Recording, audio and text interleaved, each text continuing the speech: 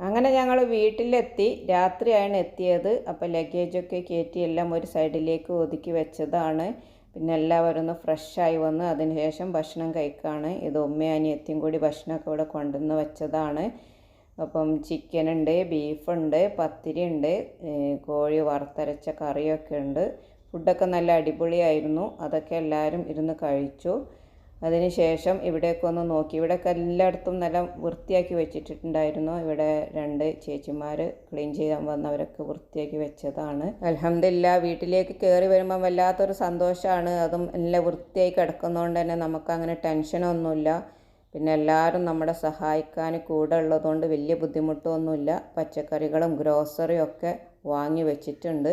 ഇനി ഡിസ്പെൻസറൊക്കെ ക്ലീനാക്കി എടുക്കണം. ഇൻഷാ അല്ലാ അത് നാളെ ഉപയോഗിക്കാൻ കഴിയുള്ളൂ. അതുപോലെ തന്നെ ഇത് പുറത്തുള്ള നമ്മുടെ കിച്ചണും പുറത്തുള്ള ഏരിയ ഒക്കെയാണ്.